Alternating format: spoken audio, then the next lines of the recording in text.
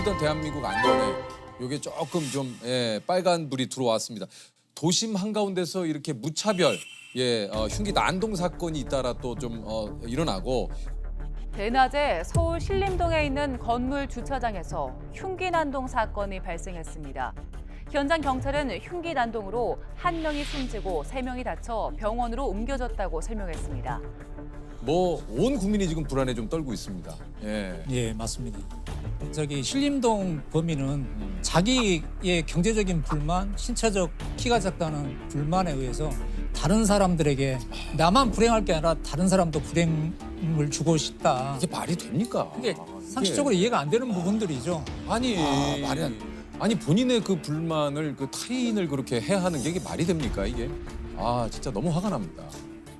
그 신림동 흉기 난동 사건 이후에 13일 만에 또 서현역에서도 이게 좀 발생을 해서 큰 충격을 줬는데 묻지마 흉기난동 사건이 또 벌어져 다수의 피해자가 발생했습니다. 경기도 분당 서현역의 백화점에서 한 20대 남성이 시민들에게 흉기를 휘둘렀습니다. 이게 그 서현역 사건을 모방 범죄로 볼 수가 있습니까? 어떻습니까? 일단 그 서현역 사건과 신림동 사건은 약간의 차이가 있긴 합니다. 이제 신림동 그 사건 같은 경우에는 사이코패스잖아요. 반사회성 인격장애. 인격장애. 예, 그 사이코패스고 그다음에 서현역 관련된 그 범인은 그런 조현성 인격장애를 앓고 있는 그런 성격으로 나눠져 각각 다른 성격의 소유자들이고요.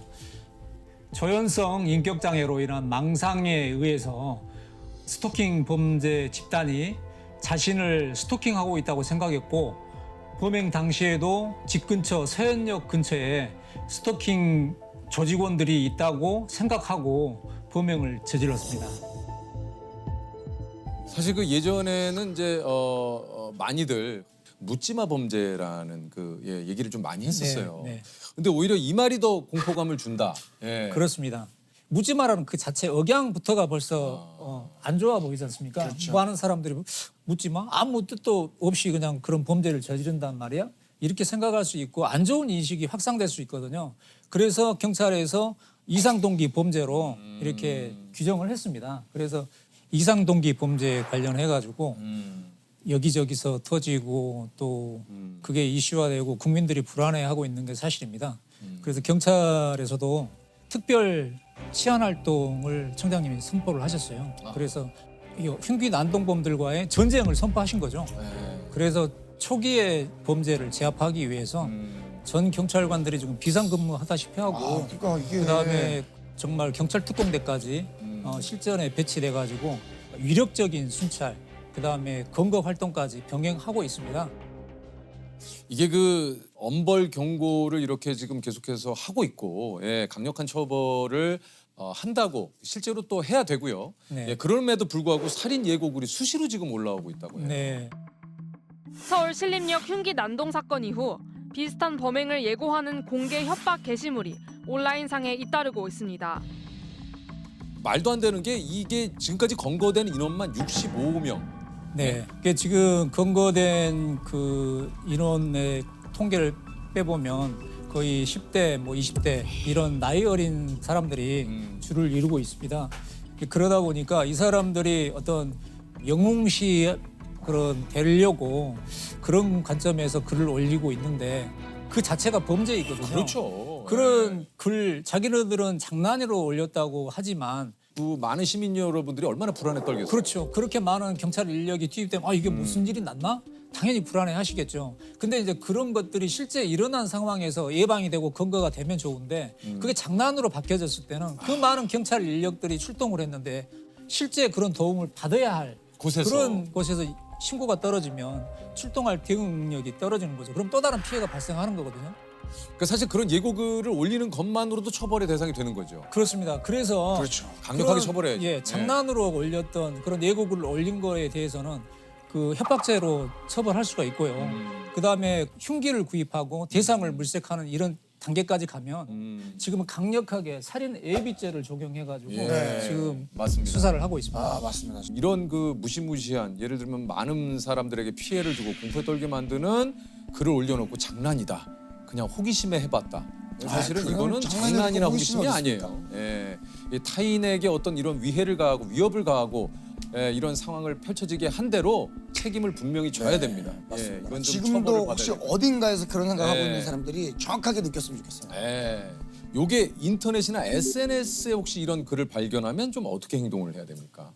즉시 경찰에 신고를 하셔야 됩니다. 112 바로 신고하시고 바로 그냥 그냥 바로 112 신고만 해주시면 그렇죠. 바로 그 대응하게 돼 있습니다.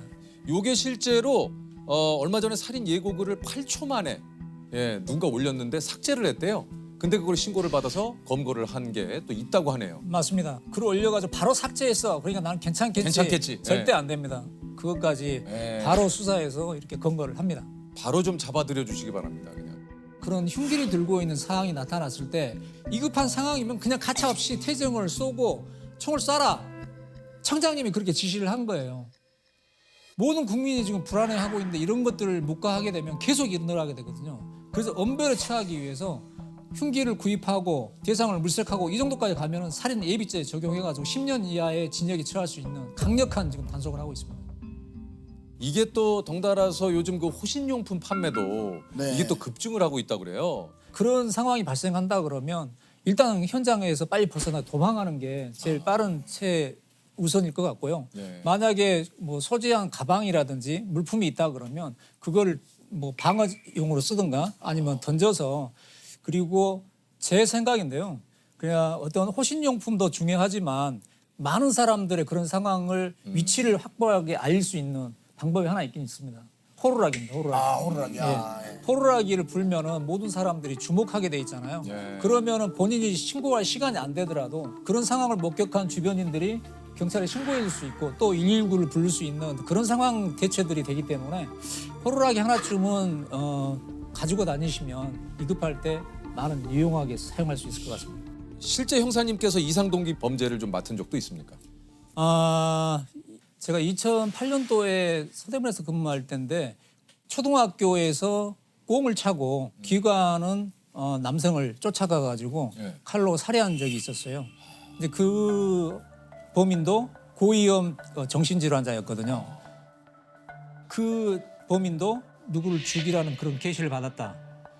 이런 망상, 환각, 한청 이런 것 때문에 그걸 실행에 옮기기 위해서 근처 슈퍼마켓에서 칼을 사가지고 대상을 물색하러 간 겁니다. 원래는 그 초등학교 경비원 아저씨를 타겟으로 삼았어요. 근데 눈이 마주치다 보니까 범행을 포기한 겁니다. 그러고 때마침 공을 차고 귀가하는 그 아저씨를 보고 쫓아가서 칼로 뒤에서 공격한 겁니다. 그러니까 지금 거의 패턴하고 똑같아요. 무작위로. 아무 대응도 못하고 맞고 사망하게 된 거죠. 이게 좀 그 일각에서는 가명을 노리고 일부러 그런 척을 한다 이런 그 범죄자들도 좀 있다고 그래요. 예, 그런 이제 그 심신미약 상태에서 저지르고 그 범행한 거를 인식하지 못했을 때 그거를 형을 감하거나 면제해주거나 감형해주는 그런 게 있거든요. 그런 점을 노리고 그렇게 변명하는 경우도 있다고 합니다. 정신질환을 앓고 있다고 그래서 모두 다 면제를 받거나 감경을 받는 건 아닙니다.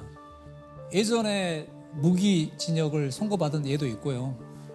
강력하게 처벌되고 있기 때문에 그걸 빌미로 이런 흉기난동을 부리는 것은 용서가 없습니다.